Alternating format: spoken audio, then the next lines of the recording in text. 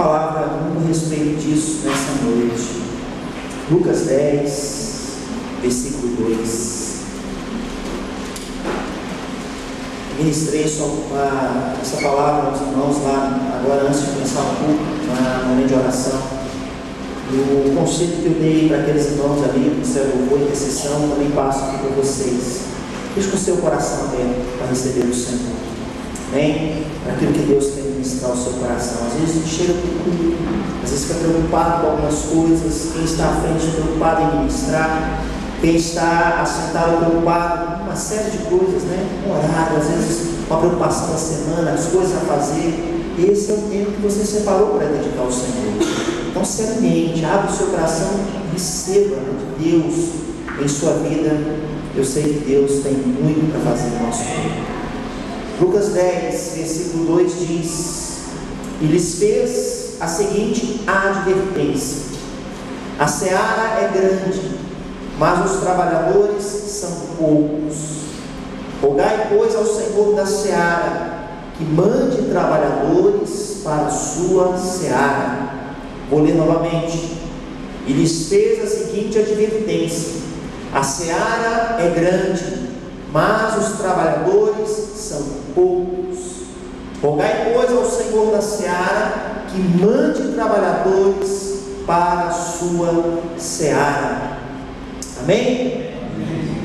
Amados irmãos e irmãs, este texto é dito por Jesus no momento em que ele envia de 2 em 2 70 discípulos para fossem a diversas cidades. Está aí o versículo 1. Designou outros 70 e os enviou de 2 em 2 para que o precedesse, ou seja, fossem antes dele a algumas cidades e aldeias naquela região para ministrar a palavra do Senhor. E aí fez a seguinte advertência a eles, dizendo: olha, vocês estão indo, vocês estão com a responsabilidade de ministrar o coração de muitas pessoas aí à frente, mas roguem ao Pai, roguem ao Senhor, para que Ele continue mandando mais trabalhadores para a sua seara, porque a seara ela é grande. Essa palavra valia para aquele tempo, porque havia um alvo grande do Senhor Jesus. Ele tinha apenas 3 anos de ministério para cumprir o seu mandamento, cumprir a vontade do Pai, para que a mensagem do Senhor chegasse em toda aquela região. Ele tinha, eu digo apenas, porque 3 anos passam rapidamente. E para aquilo que Jesus tinha que fazer, era algo muito complicado. Hoje, quando nós falamos da palavra do Senhor, compartilhamos a Bíblia com alguém, algumas pessoas têm conhecimento da Bíblia, especialmente pessoas que já são convertidas ao Senhor Jesus, e até mesmo muitas pessoas que ainda não se converteram ao Senhor Jesus têm uma noção da palavra de Deus, outras às vezes não têm noção nenhuma. Então é fácil a gente compartilhar a palavra de Deus no tempo de hoje. Tamanha informação, acesso que nós temos, livros, né? Internet. Eu estava agora há pouco aqui, o computador está ligado à internet, como é que chama? Wireless, não é isso? Da nossa igreja aqui. A gente acessa o computador que agora na internet, né? Então rapidamente eu quero notícia e tal, vai lá no computador ali, acessa ali, já tem, né? Aquela época era diferente, aquela época era o tete a tete, era a conversa. Mandava um recado para alguém, uma mensagem para alguém, demorava dias, semanas, meses. Então, 3 anos para nós hoje passa muito rápido. Para aquele tempo, por aquilo que Jesus tinha que fazer, era muito mais complicado. E outra, quando nós compartilhamos a palavra de Deus num país considerado cristão, é uma coisa. E Jesus estava pregando a palavra de Deus, mas de uma forma que os próprios judeus não entendiam. Era desconstruir o pensamento, era tirar da cabeça dele algumas coisas e colocar outra. Então o desafio era maior ainda. Então Jesus envia os seus discípulos dizendo: olha, nós estamos vivendo um tempo que a seara é grande, ou seja, tem muito trabalho e nós temos poucos trabalhadores. E é interessante que apesar dessa palavra ser ministrada naquele tempo e para aquele tempo, ela continua atual. Ainda a seara é grande, ainda há poucos trabalhadores. Porque à medida também que a população cresce, aumenta também os desafios, proporcionalmente aumenta os problemas e também aumenta as dificuldades, apesar das facilidades que nós temos hoje. Nós vamos ver no domingo que vem sobre a igreja perseguida, igrejas que estão estabelecidas em países, em regiões onde é proibido a pregação do Evangelho. Nós vamos perceber que nós estamos no paraíso, né? Nós estamos aqui no paraíso, nós podemos sair, entrar na igreja, sair a hora que a gente quiser, ler a Bíblia, louvar o Senhor, gritar a glória a Deus, fazer o que a gente quiser, porque nós estamos num país livre, mas não é a realidade de milhares e milhares de cristãos. Mas isso vai ser para a semana que vem. Então, hoje ainda a seara é grande, e também hoje ainda os trabalhadores são poucos, como eu disse. Em Apocalipse, no capítulo 14, versículo 15, diz assim: e ao outro anjo saiu do templo, clamando em grande voz ao que estava sentado sobre a nuvem, dizendo: lança a tua foice e cega, a hora de cegar, de ceifar, te é vinda, porque já a seara da terra está madura. Apocalipse 14, 15 estava uma previsão de um tempo vindouro, de que essa seara estaria acontecendo, de que essa grande colheita estaria acontecendo, e eu creio, por aquilo que nós estudamos na palavra de Deus, nós estamos vivendo nesse tempo de Apocalipse. Algumas profecias no Apocalipse já se cumpriram, outras estão se cumprindo e outras se cumprirão. Nós vivemos um tempo de grande colheita, e o desafio de Jesus, e a advertência que Jesus faz aos discípulos aqui, de que a seara era grande, mas os trabalhadores eram poucos, ela continua válida para o tempo atual. Entende? Continua válida, porque poucos são os trabalhadores. Quem são esses trabalhadores? Olha para o lado aí, você acha algum trabalhador? Quem são esses trabalhadores? A palavra do Senhor em 1 Coríntios capítulo 12, versículos 27 diz: ora, vós sois o corpo de Cristo e seus membros em particular. Os trabalhadores que o Senhor convoca, que o Senhor chama, somos todos nós, membros do corpo de Cristo. Porque quando nós falamos de membro do corpo, nós pensamos em algo que está vivo, algo que tem função, algo que tem um objetivo, algo a se cumprir. Membro do corpo é aquilo que está ativo, né? Desde o dedinho, a mão, uma perna, um pé, tem funções específicas para serem executadas. E a palavra do Senhor nos diz e nos adverte: nós, como membros do corpo de Cristo, temos funções deste corpo para cumprir o propósito do Senhor. Então eu entendo que quando a palavra de Deus diz que os trabalhadores são poucos, ele está se referindo à igreja, homens e mulheres, membros do corpo de Cristo. Nós, quando nós falamos sobre esse desafio, Jesus envia os 70 de 2 em 2 para ir por todas as cidades. Deus deseja que cada um de nós assuma a sua função no corpo de Cristo para fazer a vontade de Deus e assim expandir o reino do Senhor sobre toda a face da terra. Nós vemos num tempo onde vários movimentos crescem.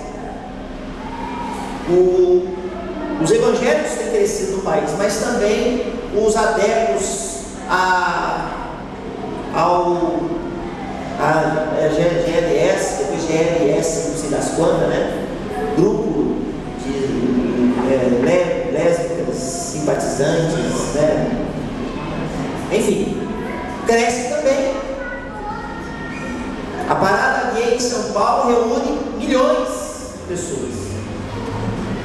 A primeira reunia milhares, e agora está reunindo milhões. Estava até uma notícia falsa aí que eu até mandei por e-mail para divertir os irmãos espalharam mesmo. né, de que teria um carro de som da igreja metodista na parada gay. Mentira, irmãos. Se alguém do seu trabalho falar com você, ó, fiquei sabendo, lá em São Paulo vai ter na parada gay lá um carro de som da igreja metodista no meio lá, não é da igreja metodista. Pode ser alguém que se diz metodista. Eu posso dizer o que eu sou, o que eu quiser, mas não é. Nós não concordamos com movimentos, respeitamos os homossexuais, mas nós, como diz a palavra do Senhor, não concordamos com a prática homossexual. Continuamos batendo nisso, até que se transforme em lei, se transformar, vamos continuar afirmando isso em nome do Senhor Jesus. Mesmo que o pastor seja preso, etc., vamos continuar preso.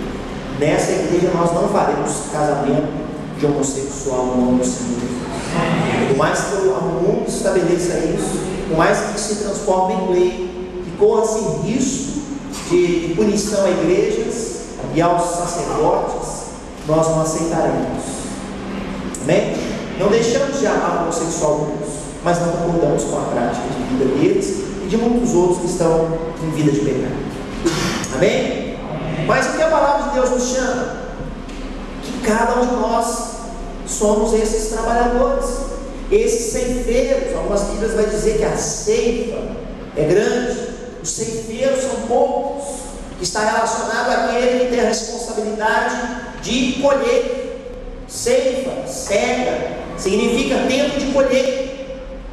E a colheita aqui que Jesus se refere não é a colheita dos alimentos, dos trigos, das plantações daquela época, porque ele diz isso para aqueles homens que estavam sendo enviados para pregar a palavra do Senhor, para colher vidas, para colher homens e mulheres, pessoas. O alvo do amor de Deus, o ser humano. Mas é interessante que, apesar de nós termos consciência do desafio que há sobre nós, de que somos esses trabalhadores, de que somos esses ceifeiros, há inúmeras justificativas que muitos apresentam quando não querem assumir o seu chamado, a sua responsabilidade diante da obra do Senhor. Existem milhares, não milhares é muito, existem dezenas de desculpas, justificativas. Eu separei as 3 principais. Eu fiz uma pesquisa comigo, e aí eu respondi, aí deu 2 votos, eu e eu, né? E aí nós levantamos ali os 3. Porque eu perguntava para mim do lado da mesa, assim, e aí, o que você acha que o senhor é até maior? Eu virava para a mesa e falava, eu acho que são esses 3 aí, concordo com você. Eu não tenho investimento, né? Fiz uma pesquisa rápida, igual o BGE, né? Enfim, então eu separei pelo menos 3 justificativas que muitas vezes nós mesmos apresentamos.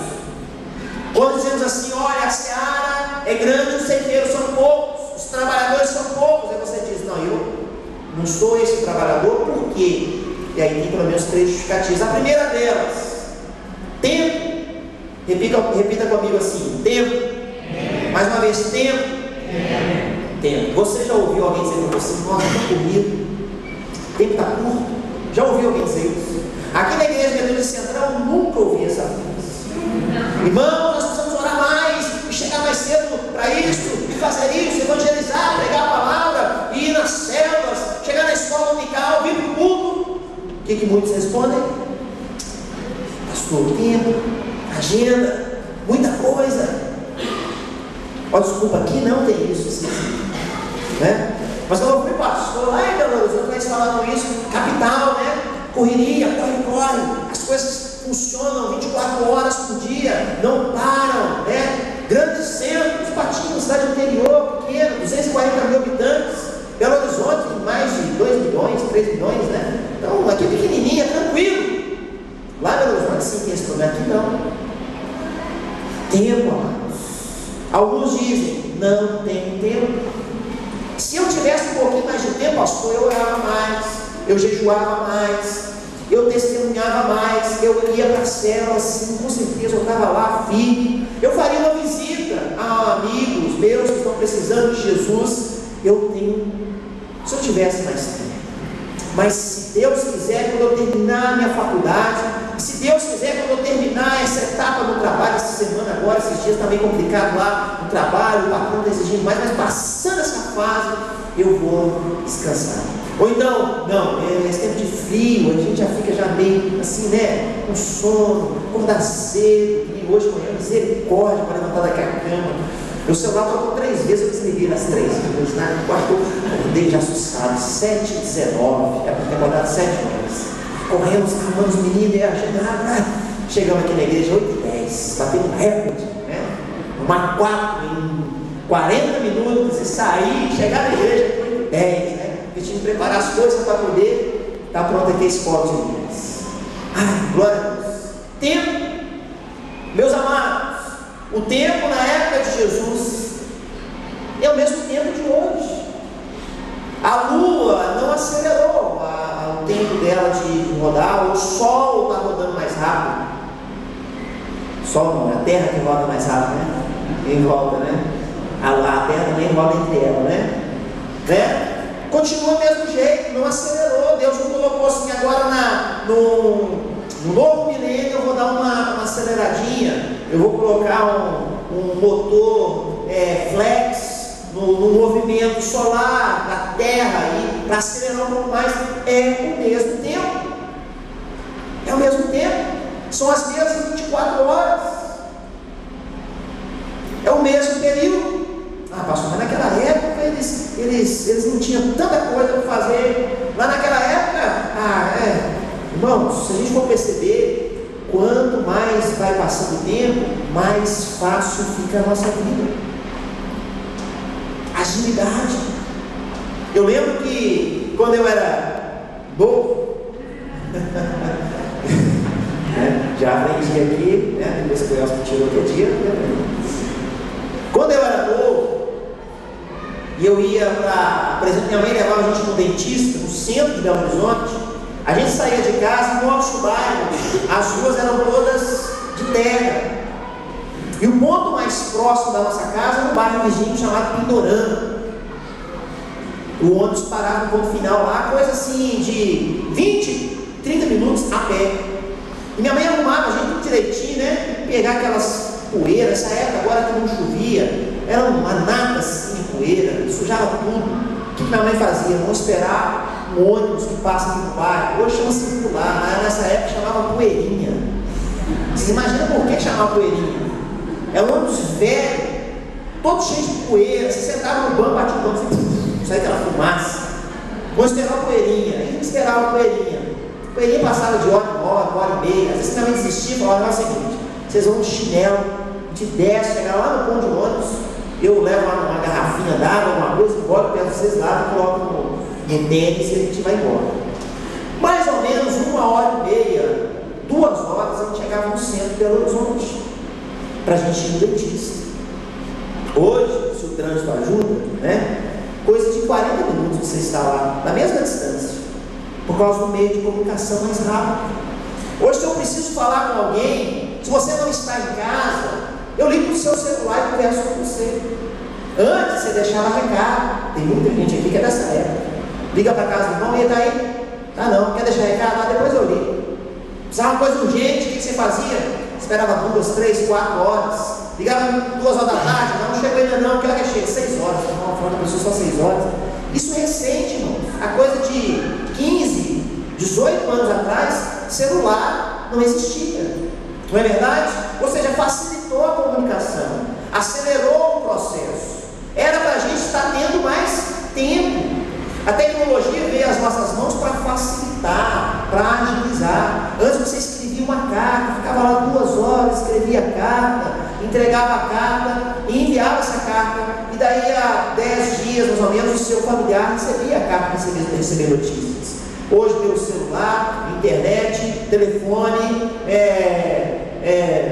torpedo. Você comunica com a pessoa em qualquer parte do mundo.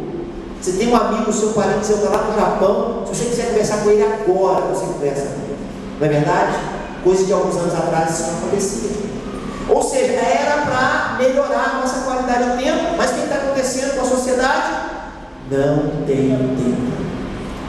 Está muito corrido. está muito cansativo, está estressante. Antigamente eu levantava, eu sentava na sala, eram 5, né? Nós éramos 5 filhos, lá em casa a televisão lá na frente. Aí a gente brigava, né? Coisa de irmão, para assistir o programa. O meu irmão mais velho, evidentemente, ele que mandava, né? Que era maior e dava cascudo na gente. E aí ele falava assim: vou trocar o canal para mim. Sabe o que eu tinha que fazer? Trocar o canal? Eu tinha que levantar. Lembra daquela televisão? Lembra assim? Depois passou de botãozinho. Hoje você está sentado na sala, você passa aqui, ó. Só falta agora você piscar a televisão e trocar de canal. Eu acho que tem essa tecnologia aí. Você pisca, faz assim, troca de canal. Olha para você ver, facilitou o tempo que você perdia antes para dar 3, 4 passos, colocar lá. Aí estava ruim, vira antena, só vai, tá bom, direita, esquerda, né? Hoje não tem isso, hoje tem ainda, mas não tanto. A pessoa põe o dinheiro lá, coloca uma Sky. Cadê a Cintia? Bota a Sky. Não é a televisão, é Sky, né? Então o teu canal está na mão. Ou seja, era para nós ganharmos qualidade de tempo, amados. O que está acontecendo? Não tem tempo. Eu vejo como uma estratégia do inimigo para colocar isso na cabeça da sociedade que nós não temos tempo. Você não tem tempo, você não tem tempo, você não pode, você não tem tempo, você não tem tempo. E uma das maiores justificativas que nós apresentamos diante de Deus hoje, para não ser um ceifeiro, para não ser um trabalhador, para não ser um discípulo, para não ser um servo de Deus, é que nós não temos tempo. Afinal de contas, para que nós vivemos? Nós estamos nesse mundo para viver, crescer, casar, gerar filhos, dar sequência na vida e morrer. É isso? A vida significa isso. Para nós cristãos, nós entendemos que há um alvo sobre as nossas vidas. E como metodistas, nós temos como lema: nosso maior negócio na face da terra é ganhar almas para o Senhor Jesus. Esse é o projeto. A palavra de Deus em Eclesiastes capítulo 3, versículo 1 diz: tudo tem o seu tempo determinado e há tempo para todo propósito debaixo do céu. Quando a pessoa diz assim: não tenho tempo, eu estou sem tempo, ela está indo contra a palavra de Deus que diz: há tempo para todo propósito debaixo do céu. Eclesiastes 3, 1. Então repita comigo: há tempo para todo propósito debaixo do céu. Amém? E se você continuar lendo, vai dizer assim: há tempo para plantar, há tempo para colher, há tempo para chorar, há tempo para se alegrar, há tempo para isso, há tempo para aquilo, há tempo para tudo. E normalmente as coisas mais importantes, preciosas, são as que nós menos dedicamos tempo. Primeira delas, nossa vida com Deus. Quanto tempo você tem separado no seu dia a dia para ter intimidade com a palavra de Deus? Quanto tempo você tem separado no dia a dia para orar? Quanto tempo você tem separado no seu dia a dia para viver em família? Quanto tempo você tem separado no seu dia a dia para compartilhar a palavra de Deus a uma pessoa que não conhece a Cristo? Essas coisas são as mais importantes e normalmente são as que nós menos temos tempo. Percebe? Então nós temos que rejeitar essa primeira justificativa. Não tenho tempo. Não é verdade.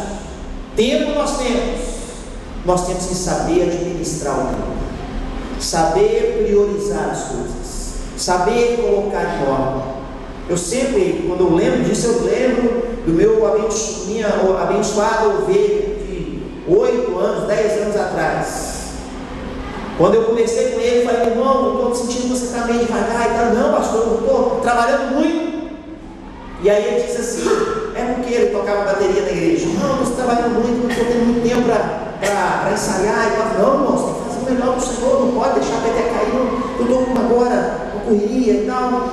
E assim, mostrando, sabe, sem condições de poder vir no sábado. O pessoal fazia um ensaio lá, era no domingo, depois da escola dominical. Ele não tinha condições, aí ele parou de tocar na igreja. Daí a pouco eu visitei, como é que está? Não, eu estou na correria aí e tal. Daí a pouco, irmão, o que você está fazendo? Não, eu comecei um curso de inglês. Curso de inglês? Que bom você vai falar inglês. You speak English? Aí ainda não. Aí eu, mas Você não tem tempo? Como é que você arrumou tempo para fazer curso de inglês? Ah, não, porque lá no trabalho precisa e tal. Daí alguns dias depois, cadê você? Estou te vendo aqui, não, estou fazendo faculdade agora, mas você não tem tempo. Como é que você arrumou tempo para fazer faculdade? Não, porque está precisando. Entende? Depois de 6 meses, eu nem via mais o camarada. Ele arrumou, ele conseguiu ajustar o tempo dele, que estava corrido, que era o trabalho, encaixar o curso de inglês, curso de não sei o que lá, de informática na área, faculdade, e ainda futebolzinho no final de semana. O problema não era a falta de tempo, o problema é que não estava sabendo administrar.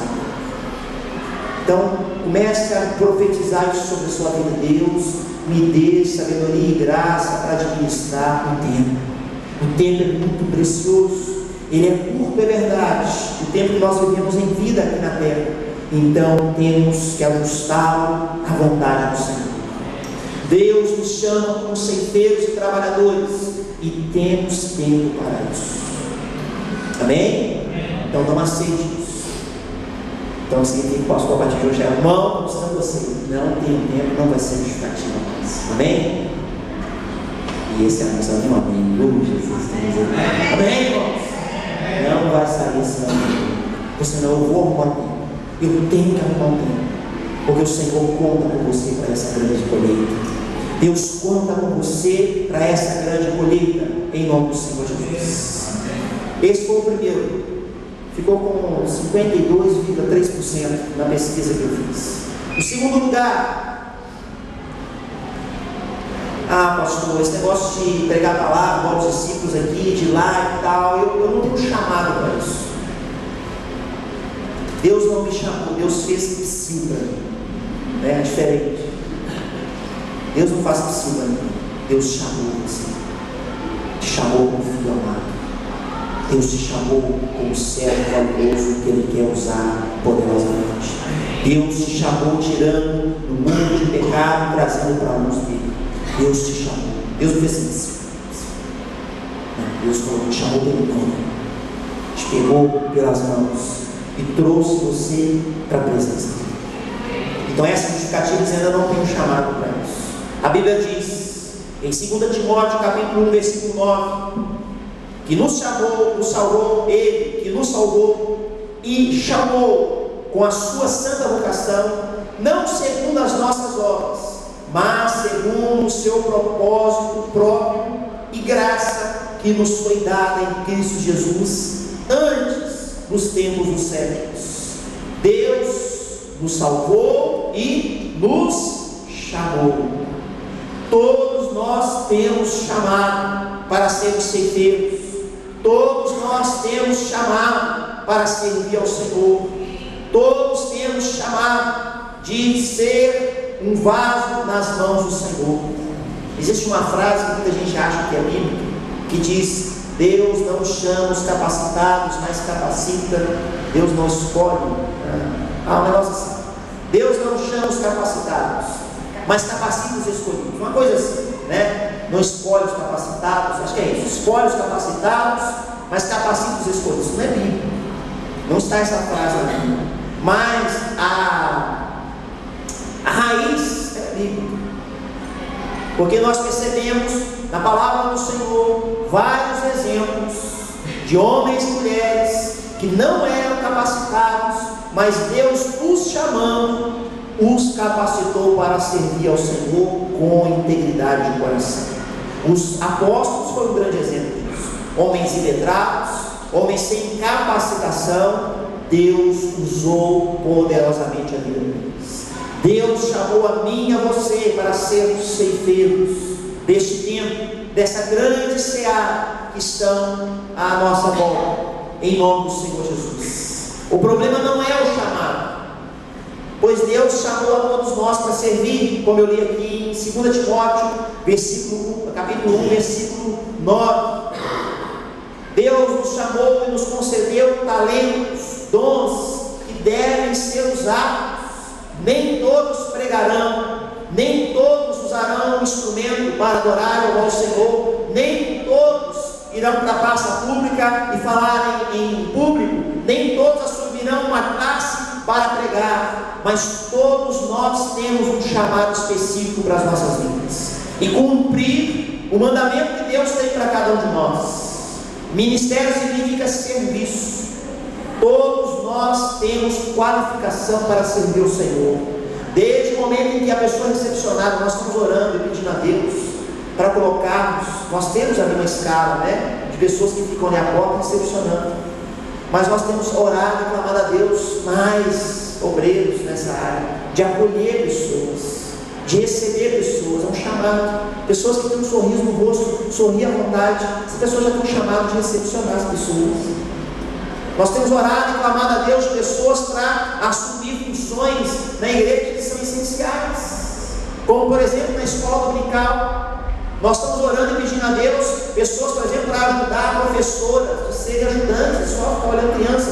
Nós não estamos conseguindo uma pessoa para ficar na sala de aula uma vez que seja por mês, durante 1 hora e meia, para ajudar a professora a controlar as crianças e levar a criança no banheiro e voltar. Nós não temos, quer dizer, temos, mas não tem pessoas que se dispõem. E eu não vou falar com relação a videiras para ir lá pregar para as pessoas na rua, e eu não vou falar com relação às coisas assim, parecem grandes, não, são das coisas pequenas. Amados, Deus nos chamou, há um chamado sobre as nossas vidas. Servos e servas do Senhor devem dizer: Deus, Senhor, eis-me aqui, como Isaías fez, envia-me a mim. Deus continua clamando: a quem enviarei? A quem eu usarei neste tempo em Ipatinga? E muitas vezes nós estamos às costas dizendo: Deus, eu não tenho tempo. Ou então: Deus, eu não sou chamado para isso. Você tem tempo, nós temos tempo, e Deus nos chamou para fazer a vontade dele. Você talvez não vai pregar para multidões, mas você vai ser instrumento de Deus na vida do seu vizinho, no seu local de trabalho. Você vai pregar a palavra de Deus no seu local de trabalho. Amados, como angustia meu coração de lembrar do tempo em que eu era, entre aspas, convertido e dava mau testemunho no meu local de trabalho. Eu não sei onde andam aqueles homens e mulheres lá no local de trabalho, se morreram, se estão vivos, se foram para o inferno, se estão na igreja. E eu passei durante 3 anos da minha vida numa mesma empresa, e lá eu não preguei uma vez sequer de Jesus para as pessoas. Eu conhecia Jesus. Irmãos, como isso me angustia. Tempos em tempos eu lembro disso, misericórdia. Eu fico: meu Deus, o que eu fiz? Perdi 3 anos da minha vida frequentando uma igreja, sendo funcionário de uma empresa. Trabalhei em muitas outras, mas eu estou lembrando dessa empresa especificamente. E lá, ao invés de testemunhar o nome de Jesus, eu dava mau testemunho. Eu já compartilhei com vocês aqui alguns testemunhos sobre isso. Eu não tinha capacidade, capacitação, e ainda nem me sinto capacitado para tal, de pregar para muita gente. Chegava no meio da grávida e dizia: ó pessoal, olha ali, nós somos 15 funcionários. Jesus é assim. Eu não tinha essa capacitação, mas eu tinha condições. Do meu colega, eu tinha lá uns 2 que eram mais próximos, de falar de Jesus para eles, e eu me envergonhava. Muita gente diz assim: pastor, nós não damos testemunho porque a gente precisa preparar, a gente precisa treinar e tal. Irmão, nada na vida se aprende na parte de teoria. Nem um grande acadêmico em medicina será um ótimo médico porque fez um bom curso. Ele tem que ir para a prática. Ele tem que pegar o bisturi, cortar a pessoa. Se você não fizer isso, não adianta ele ter estudado. Não adianta você estudar sobre direito, se você não for lá no tribunal, tete a tete, lá com um juiz com o outro, e fazer a lei e tal. Não adianta guardar, nós não somos computador que guarda dados informativos. Entende? Nós precisamos experimentar. Aprendi, eu faço. Faço, errei, refaço e consigo. Porque é assim que Deus nos capacita. Ninguém aprende a testemunhar ou pregar na rua, ou evangelizar na rua, fazendo treinamento na igreja. A gente faz treinamento, mostra como é que é, mas você aprende a pregar para as pessoas na rua, indo, chegando de porta em porta, batendo. Abra a porta para falar de Jesus para você. Nós aprendemos na prática, em várias áreas da nossa vida e também na vida espiritual. Nós temos chamado, e o diabo também tem usado essa artimanha no meio da igreja, dizendo: você não é capacitado, você não é chamado. Aliás, você não é chamado, Deus não te chamou para isso. Não existe, irmãos, Na nossa igreja, e não existe também na Bíblia, ministério de esquenta-banco. Não existe também ministério de ideias, porque tem também aqueles crentes que só sabem dar ideias, mas não arregaçam as mangas para fazer. Pastor, eu acho que tinha que fazer assim, fazer assado e tal. O dia está fazendo, está tudo errado. Irmão, o que ele tem que fazer? Não, mas assim. Beleza, vamos lá? Não, eu não posso. Já dei ideia. Não existe ministério de ideia. Não existe ministério de espectadores. Vou ficar aqui vendo só o que vai acontecer. Isso não existe, isso não é bíblico. Isso não é igreja. Espectadores é Satanás, os demônios que estão lá de fora, olhando para você, pronto para tragar a sua vida. Eles são espectadores. Nós somos agentes do Rei, instrumentos valorosos nas mãos do Senhor, para fazer diferença no tempo que nós vivemos. Deus nos chamou e tem nos dado esse chamado todos os dias. Você sabe qual é o seu dom? Você sabe qual a habilidade que você tem? Transforme isso para o reino de Deus, e Deus fará prosperar os seus passos. Eu não falo de prosperidade financeira apenas, não. Deus fará prosperar os seus passos para a glória dele em todas as áreas. Por fim, esse aí ficou com 27,3%, conseguiu colocar. O último colocado ficou com 22%, acho que eu errei a conta aí, né? 22%. Alguns dizem assim: pastor, eu não tenho tempo. Graças a Deus aqui na Central isso não tem. Então eu prego essa aqui a tudo. Eu não tenho chamado para isso também. Aqui a Central não tem. Todos são chamados, todos estão avivados, com a visão celestial, visão diária, sabe que é chamado pelo Senhor. Outros justificam dizendo: eu não me sinto capacitado, que é diferente de ser chamado. Deus não me chamou para esse ministério. Outros dizem assim: olha, eu sei que Deus me chamou, mas eu, pastor, eu sou tão pobre, sem dons, sem talentos, vou ficar por aqui mesmo, assim, só olhando. Se precisar de mim, pastor, me chama que eu vou, né? Mas assim, não é para também fazer muita coisa, não. Vai ficar só lá, só ali, né? A palavra do Senhor em 2 Coríntios capítulo 3 diz: não que sejamos capazes por nós de pensar alguma coisa ou de nós mesmos, mas a nossa capacidade vem de Deus. Mas a nossa capacidade vem de Deus. Realmente, irmãos, o nosso próprio esforço nós não podemos fazer nada. Você não pode arredar, como o bom mineiro, arrastar uma pedra sequer no mundo espiritual pelas suas próprias forças. Mas Deus, só dele soprar essa pedra é arrastar. E Ele nos capacita todos nós. Abra a sua Bíblia lá em 1 Coríntios capítulo 2. Vamos ler esse texto juntos. 1 Coríntios capítulo 2. Aqui é um texto que fala sobre dons. De 1 a 12, acerca dos dons espirituais, ou seja, a capacitação que Deus nos concede. A partir do versículo 1, 1 Coríntios capítulo 12 diz a respeito dos dons espirituais: não quero, irmãos, que sejais ignorantes. Sabeis que outrora, quando éreis gentios, deixáveis conduzir-vos aos ídolos mundanos, segundo éreis guiados. Por isso, vos faço compreender que ninguém que fala pelo Espírito de Deus afirma anátema Jesus. Por outro lado, ninguém pode dizer Senhor Jesus, senão pelo Espírito Santo. Ora, os dons são diversos, mas o Espírito é o mesmo, e também há diversidade dos serviços, mas o Senhor é o mesmo, e há diversidade nas realizações, mas o mesmo Deus é quem opera tudo em todos.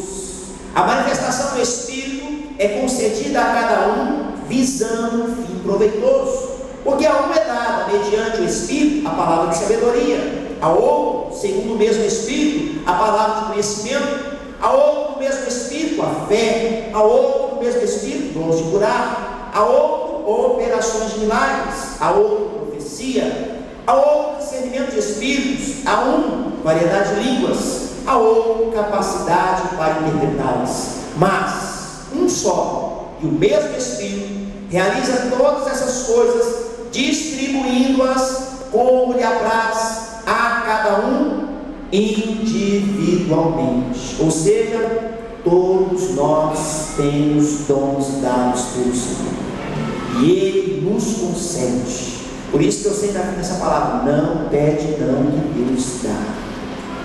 Você às vezes pede um dom, Deus dá, e depois você não usa esse dom para a glória de Deus, e Deus cobra de você por não ter usado esse dom. Deus, eu quero uma casa em tal bairro, porque se o Senhor me der uma casa naquele bairro, lá o seu nome será glorificado. Deus te dá a casa naquele bairro, então passa a glorificar o nome do Senhor naquele bairro, porque senão Deus vai te cobrar. Você pediu a casa, te dei, e você não está glorificando meu nome, porque Deus, eu não tenho tempo, eu não tenho chamado, eu não tenho capacitação. Deus nos chama e nos capacita. Deus só quer um coração rendido na presença dele, dizendo: Senhor, eu não sei fazer, me ensina a fazer. Senhor, eu quero alcançar a minha vizinhança do Senhor, mas eu não sei qual estratégia. Me dá o direcionamento, e Deus vai dar direcionamento para você. Deus, estou no corre-corre, meu tempo está corrido, não me sinto chamado, mas eu me entrego na tua presença, e sei que o Senhor tem poder para mudar essa realidade. E Deus usa, Deus capacita. Pastor Mano, eu gosto de ser chamado assim, na igreja metodista lá do Paraná, ele dá testemunho do crescimento da sua igreja, e ele trabalha especialmente com pessoas doidas, né? Agora os Bernardinos. Dois exemplos que eu vou dar aqui. Um deles, um rapaz, eles estão pregando principalmente pessoas que mexem com drogas, e tem um traficante lá que estava frequentando uma das células dele. E aí esse traficante foi para um encontro com Deus, que é o nosso impacto aqui, lá esse encontro com Deus. E esse traficante voltou, ele não sabia que era traficante, era um jovem que frequentava a célula normalmente. Ele aceitou o desafio por encontro, participou do encontro, e quando ele volta, um testemunho na frente da igreja, ele diz: olha, irmãos, minha vida mudou lá nesse encontro. Eu era traficante. Pessoal, e o dono da casa: ai meu Deus, esse é o traficante em minha casa durante 2 meses. Eu era traficante. E agora, o que eu vou fazer a partir de hoje? Aquilo que eu fazia no mundo das drogas, em alcançar clientes, eu vou fazer alcançar vidas por Senhor Jesus. E o cara todo empolgado. Falou com o pastor, tal, eu quero servir o Senhor, pastor. Vamos ver o que vai ser, qual é a sua área, bom talento. Vamos orar e acompanhá-lo.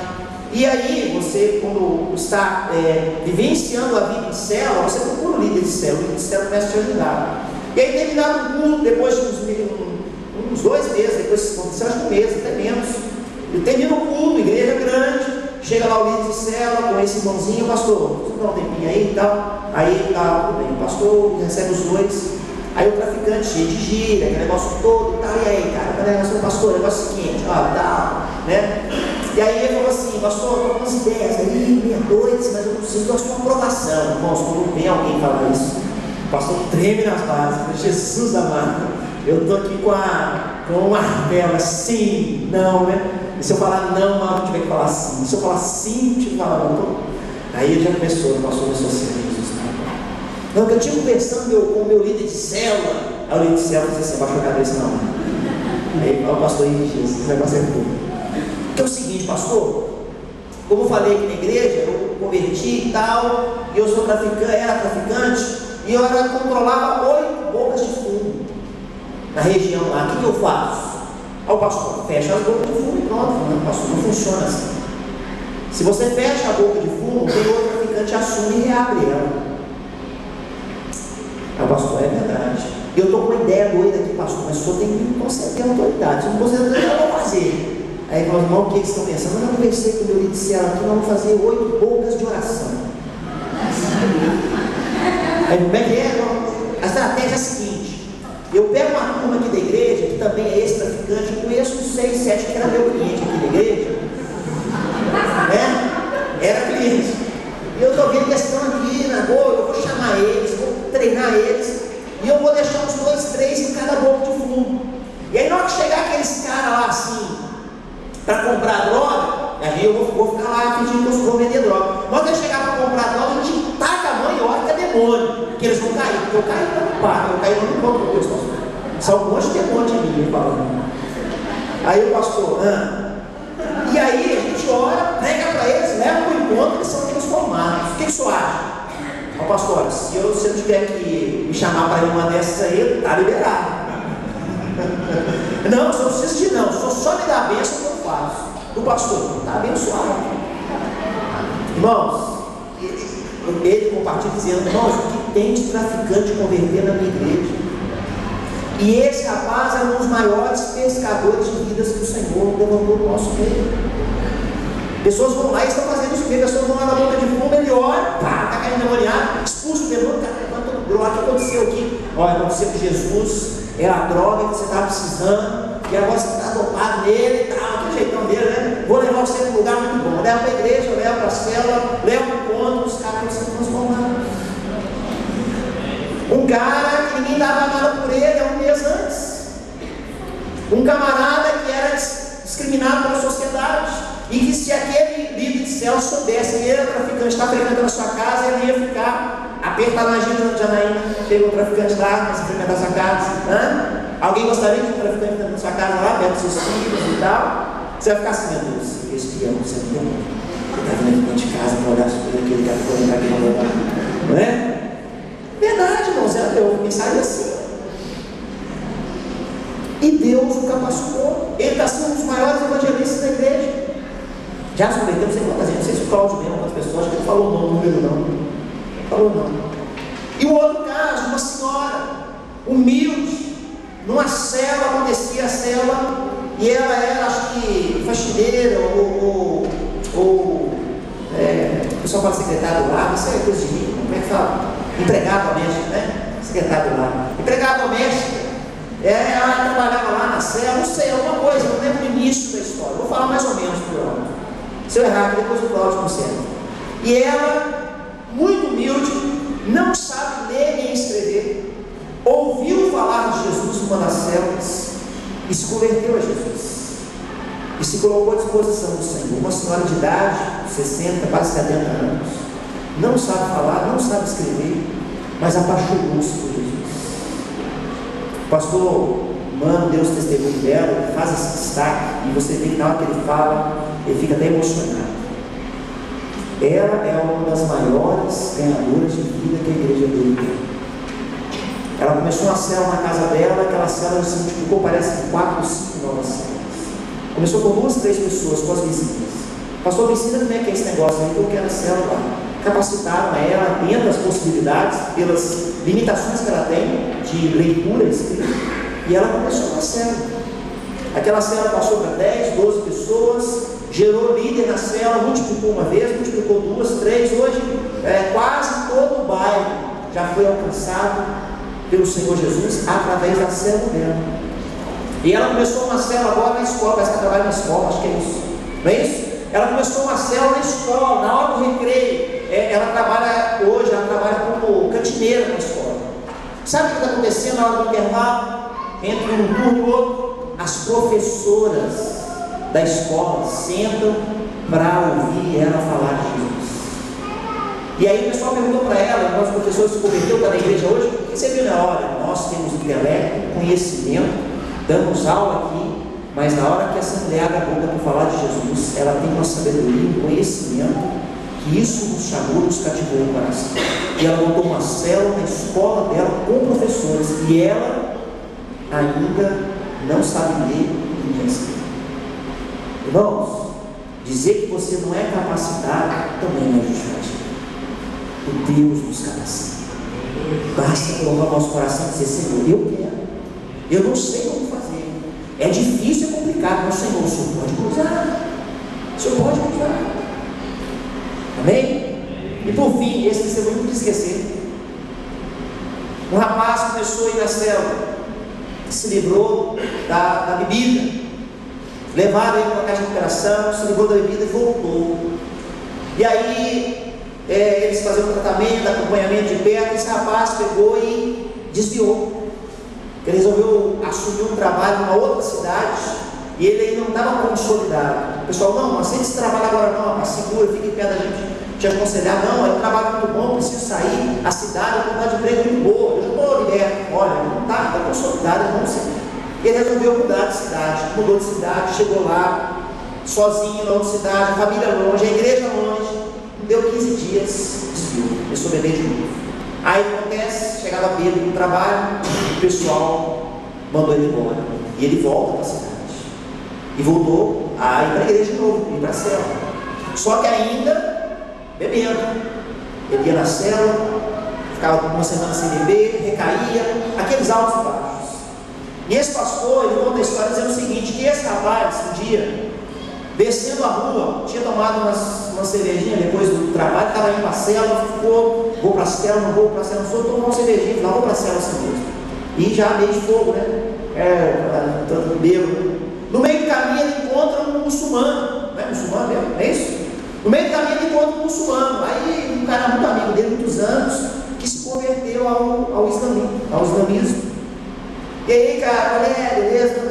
Aí o cara falou: onde você está indo? Eu estou indo para uma cela ali. Bêbado? Eu estou indo para uma cela ali, é um negócio muito bom, cara. Ficar esse negócio, não sei não, tal. Rapaz, Jesus é bom demais, cara. O pessoal lá é bom demais, eu tenho ido lá, o cara está me ajudando, não sei o que, todo bêbado, né? E ele convenceu o muçulmano. O muçulmano gostou, falou: rapaz, eu vou lá para ver como é que é esse negócio. E esse muçulmano foi e se converteu na cela. Aceitou Jesus, se converteu, foi batizado e hoje está liderando uma outra célula. Através de um cara bêbado. Meus irmãos, não é possível que você vai perder com bêbado. Não é possível que você vai perder por um ex-traficante. Quando o pastor falou isso, misericórdia, não bêbado para passar na minha frente, não, passei. O cara de fogo foi instrumento de Deus para levar a pessoa para uma série, não era assim que Deus. Meus irmãos, aonde eu quero chegar? Deus está chamando esta igreja para fazer uma grande revolução nessa cidade de Ipatinga, dentro das nossas possibilidades. Os ceifeiros são poucos, é verdade, mas o suficiente para preparar a volta do Senhor Jesus para a vida de muitas pessoas. Eram apenas 70, se você voltar aqui no texto. Jesus manda de 2 em 2, 35 duplas, saindo por várias cidades, preparando o caminho do Senhor, porque o Senhor Jesus iria até essas aldeias depois para pregar. E o Senhor Jesus alcançou cada uma daquelas aldeias, ministrando a palavra. Houve libertação, salvação e cura naquela região por causa desses homens. Os trabalhadores são poucos, sim, mas esses trabalhadores se dispõem diante do Senhor, sabendo administrar o seu tempo, sabendo que tem um chamado sobre a sua vida, e capacitados pelo Espírito Santo de Deus, podem fazer uma revolução neste mundo em nome do Senhor Jesus. Amém? Wesley dizia: dai-me 10 homens. 10 ou 100, irmão? Wesley, 10 homens, e eu farei uma revolução nesse país. Ele não precisava de muito, ele falou 10 homens que estejam dispostos a servir a Deus, dispostos a entregar a sua vida pelo amor ao Evangelho, e eu farei uma revolução neste mundo a partir do meu país. Convido vocês a se colocar de pé.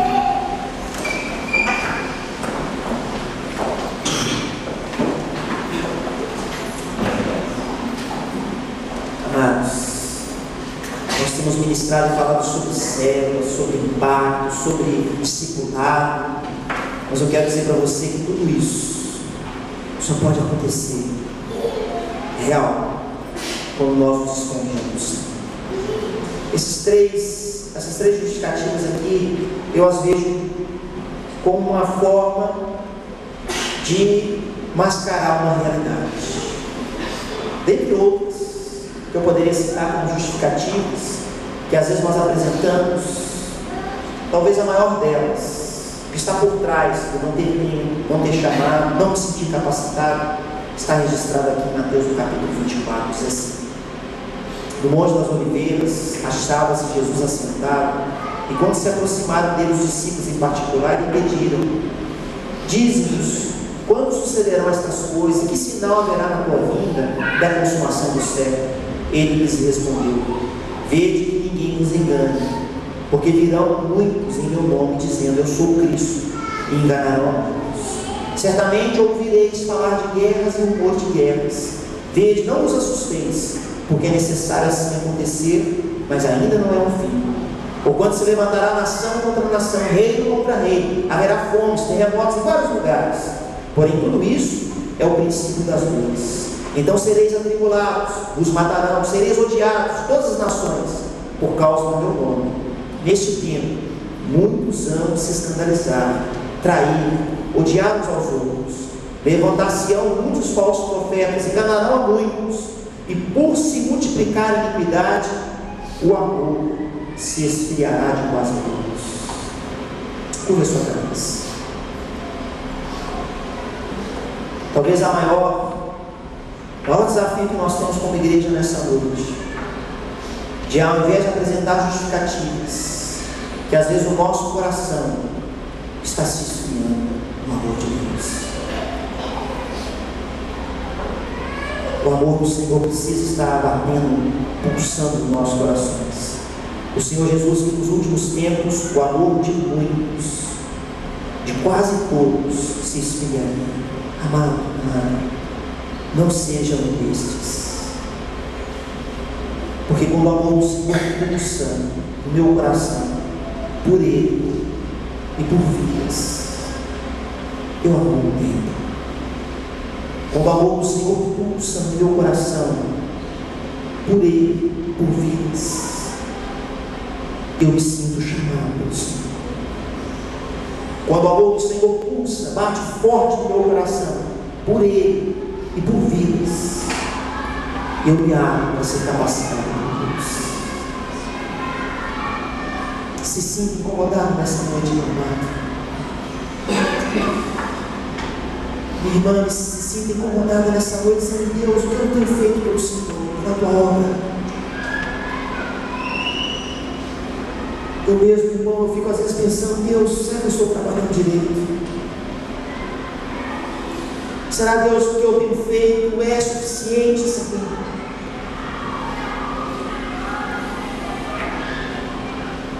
A cada ano, em Patinga, mais de 1.000 pessoas morrem só em Patinga. Muitas delas por causa de doenças, algum problema de enfermidade, alguns acidentes. Ou seja, desse número, a cada dia 3 pessoas no mínimo morrem nessa cidade, e com certeza 2 delas morrem sem confessar Jesus como Senhor e Salvador. Porque nós temos uma população evangélica na cidade de quase 35%. Neste dia, domingo, dia 12, dia dos namorados, pelo menos 3, 4 pessoas morreram em Patinga, e 2 delas provavelmente estão destinadas ao inferno. E o que nós estamos fazendo? O que nós temos feito? Eu me sinto incomodado com isso. Eu não quero falar nos outros países, que isso será falado na próxima semana, mas vamos pensar em nós aqui, em nossa localidade. Eu me sinto incomodado quando alguém não conhece a palavra do Senhor, não tem experimentado aquilo que eu e você temos experimentado neste lugar. Meu coração fica aflito. O tempo para muitos tem passado, pessoas não têm experimentado o novo do Senhor, vidas têm se perdido, e muitas delas têm se perdido porque nós não temos feito absolutamente nada. Por quê? Não temos tempo, não nos sentimos chamados, ou nós não nos sentimos capacitados para tal. Até quando? Até quando será esse discurso de nós como igreja? O problema é que, se nós permanecemos nessa condição, nós corremos um sério risco de sermos aqueles a qual a Bíblia diz que quando chegar diante do trono do Senhor e dizer: Senhor, eis-me aqui, o Senhor poderá dizer, até para mim ou para você ou para qualquer um de nós, o seguinte: não te conheço. E a nossa justificativa vai ser: Senhor, eu preguei em teu nome, eu batizei em teu nome, eu curei em teu nome, expulsei demônios em teu nome. E o Senhor vai continuar dizendo: não te conheço. Não é por aquilo que nós fazemos, mas por aquilo que nós somos diante do Senhor.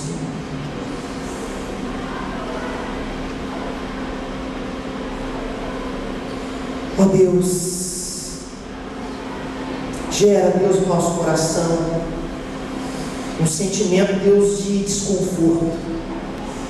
Não nos deixe dormir bem essa noite, Deus. Nos incomode, Espírito Santo, Senhor.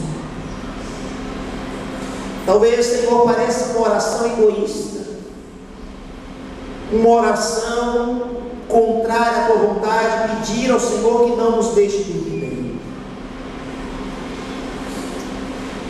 Mas, Deus, eu creio que o coração do Senhor está sangrando ao ver milhões e milhões de pessoas indo para o inferno, ou de passos largos para o inferno, enquanto a igreja do Senhor está de braços cruzados, ou quando faz algo muito pouco para mudar a realidade à nossa volta.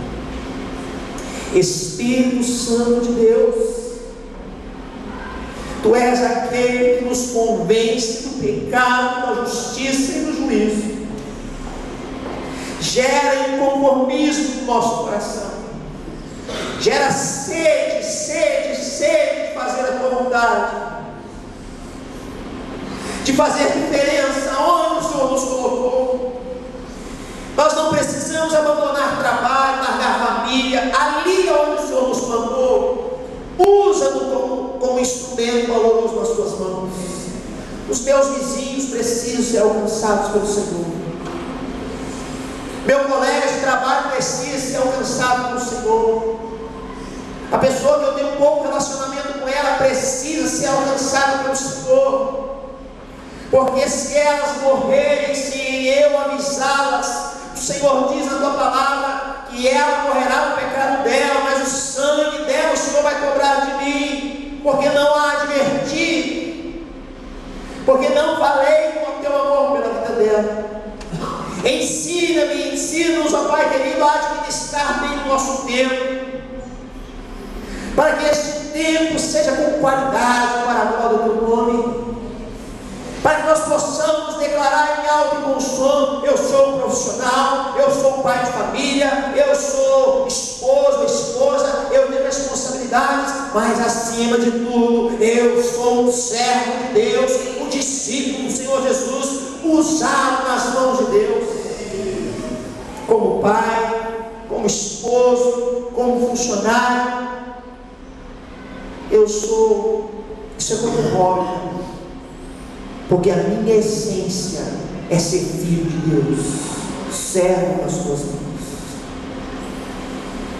Capacita o teu povo, ó Espírito Santo de Deus, Tu que tens usado homens e mulheres nos quatro cantos dessa terra, às vezes mulheres sem uma capacidade intelectual, como muitos de nós temos, às vezes com bastantes limitações na fala, às vezes até mesmo com limitações financeiras, ou porque não teve oportunidade de ter os melhores estudos.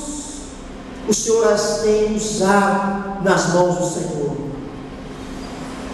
E creio, Deus, que não são através das capacitações humanas que nós somos capacitados pelo Senhor, mas eu creio que aquilo que nós temos, o Senhor quer usar para a tua glória. A profissão que eu tenho, a capacidade de raciocínio, inteligência, maior ou menor que cada um de nós tem, o Senhor quer usar para a tua glória. Os recursos financeiros que o Senhor tem feito chegar às nossas mãos é para ser usado para a tua glória.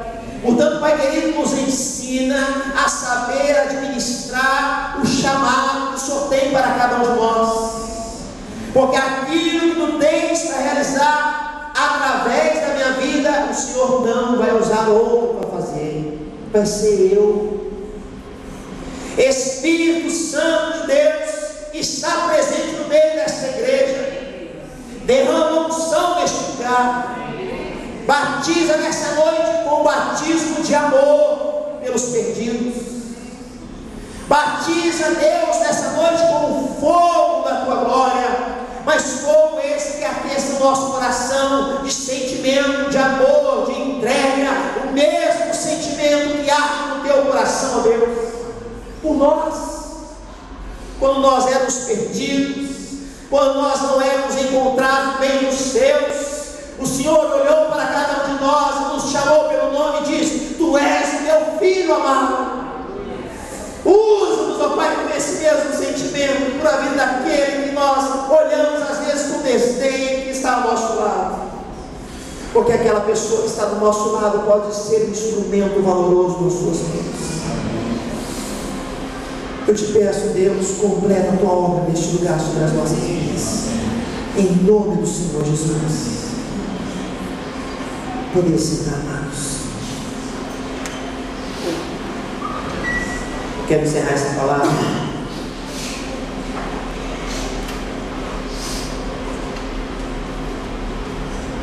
de uma conferência nos Estados Unidos. Um pastor, ele foi participar sobre crescimento de igreja, e mexeu o evangelista mesmo, que fez lá a campanha do Minha Esperança, esqueci o nome dele, que foi o Billy Graham. E Billy Graham seria o preletor principal dessa conferência. E esse pastor foi participar dessa conferência porque ele era pastor de uma cidadezinha, que a igreja dele estava crescendo bastante, e muitas vidas tinham sido alcançadas por ele. E ele tinha a mania de chegar em casa e ir lá no caderninho anotar: 2 vidas para Jesus hoje. Ele ia anotando 3, 5, 10. Aí já tinha acho que 8 anos de ministério naquela cidade. Ia lá, conferência de crescimento de igreja, preletor, Billy Graham. E aí ele chegou lá, já tinha mais de 1000 vidas, que ele pessoalmente tinha discipulado e levado ao Senhor Jesus. E aquilo era sinal de orgulho para ele. E ele foi para essa conferência dizendo: será que lá tem um outro pastor que alcançou tantas vidas para Jesus quanto eu? E aí ele chega, senta-se na primeira cadeira, e do lado tem um senhor bem idoso, cabelo branquinho, bem idoso. Aí ele sentou de um lado, do outro, enquanto começava a programação. Ele começou a puxar papo, porque ele disse: estou doido para compartilhar com alguém. Sabe aquele negócio que você comprou alguma coisa, está doido para contar para alguém? Aí pergunta para mim, sabe? Sei lá, uma roupa nova, um calçado, um tênis, ou um carro, sei lá, uma televisão, um plasma, né? Pergunta para mim se tem televisão. Estou doido para compartilhar alguma coisa. Ele foi lá para compartilhar, porque tinha ganhado já 1020 pessoas para Jesus. Falando de conferência de crescimento. E aí, papo vai, papo vem, tal. Ele falou: eu sou um pastor lá da igreja tal. E aí o velhinho falou para ele: de onde você é? Ele: opa, agora. Ele: não, porque eu sou lá da cidade tal, e falando inglês. Eu não vou falar inglês, senão não vai ter. Vocês não vão entender, nem eu.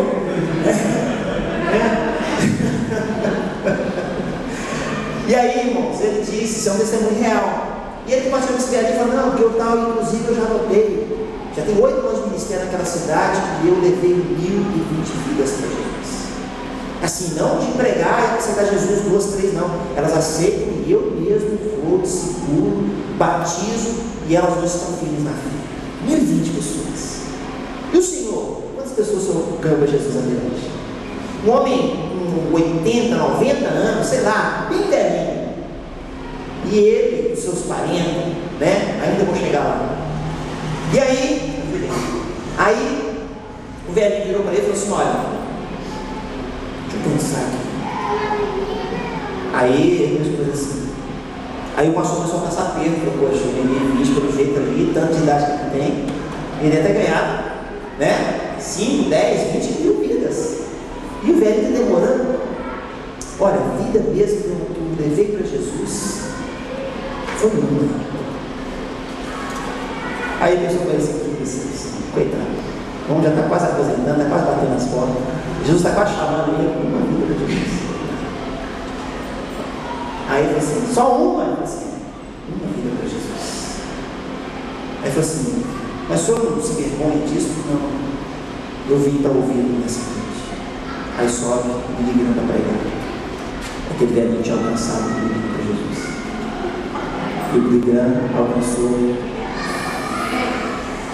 Aí o homem falou para ele, eu também vou ouvir esse homem. Deus quer fazer isso nas nossas vidas.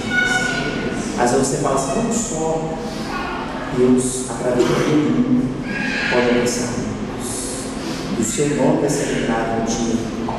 Meu filho, você alcançou um, mas aquele um eu usei valorosamente nas minhas mãos. Parabéns, você cumpriu o seu nome. Amém? Então vira do seu irmão para o seu lado e fala assim, ó, você é trabalhador, é ceifeiro. Apesar de sermos poucos, Deus nos usa. Amém?